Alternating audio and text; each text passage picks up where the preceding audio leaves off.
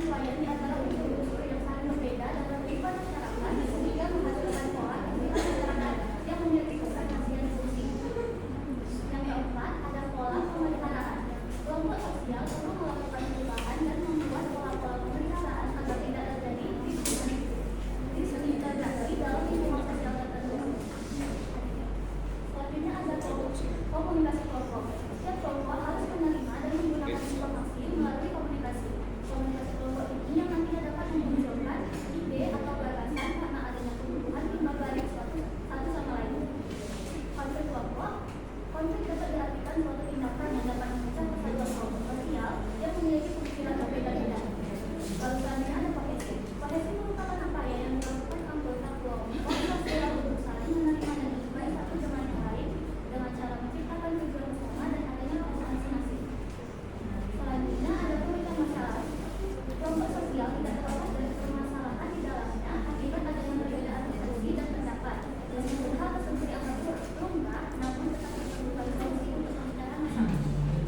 Selanjutnya kami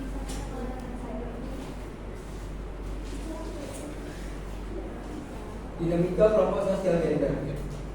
Dinamika sosial terhadap gender merupakan proses bagaimana interaksi dan hubungan antar gender mempengaruhi individu dan kelompok dalam masyarakat.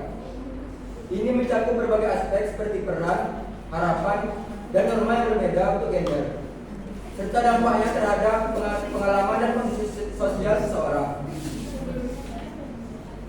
Contoh dinamika sosial terhadap gender diantaranya: 1. Peran gender tradisional. 2. Kesenjangan upah gender. 3. Norma sosial dan ekspresi gender. 4. Kepemimpinan dan gender. 5. Identitas gender dan non-biner. 6.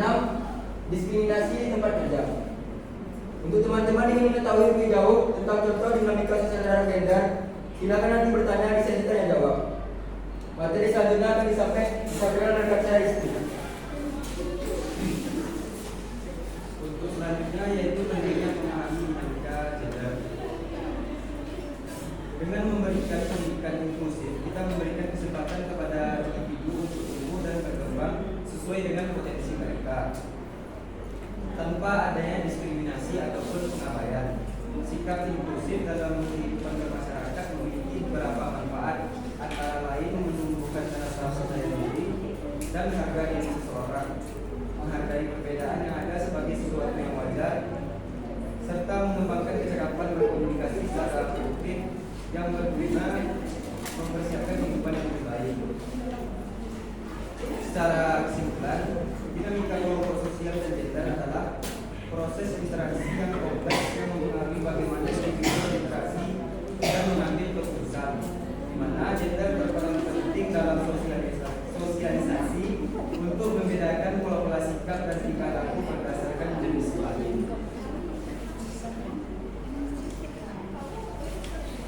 Itulah hasil diskusi materi kali ini yang telah disampaikan oleh rekan-rekan saya.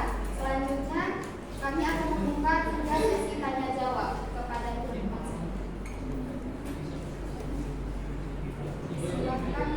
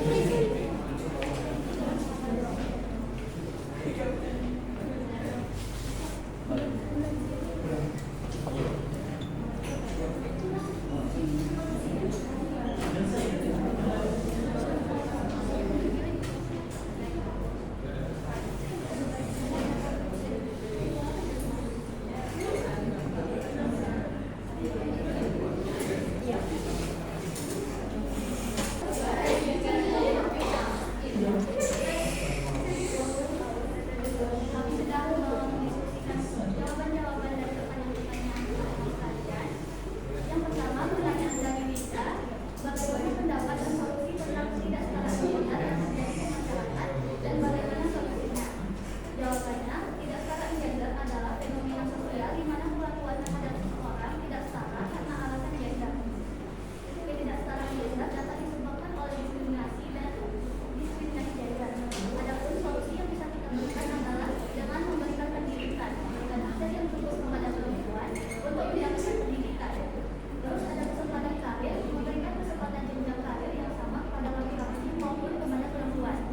Terus juga ada dengan memberikan pendidikan inklusif, kita memberikan kesempatan kepada semua individu untuk tumbuh dan berkembang sesuai dengan potensi mereka tanpa adanya diskriminasi ataupun pengabaian.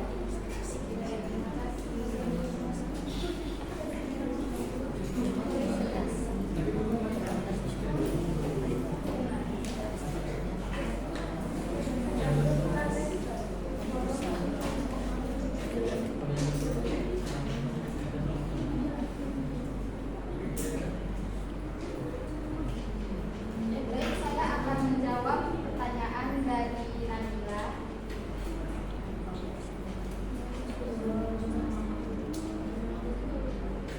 Bagaimana pandangan sosiologi tentang laki-laki yang menyerupai wanita? Dalam keseluruhan pandangan sosiologi tentang laki-laki yang menyerupai wanita sudah jelas perilaku sebagai pelanggaran terhadap norma-norma gender yang telah ditetapkan oleh masyarakat dan sebagai bentuk penyimpangan dari konstruksi sosial gender yang kuat.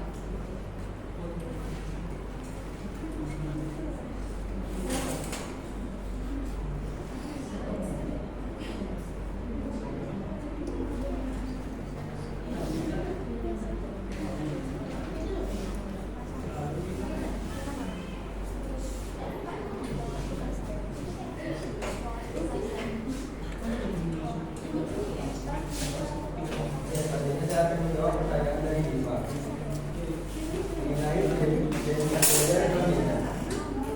Identitas gender dan biner adalah individu yang tidak teridentifikasi sebagai pria atau wanita.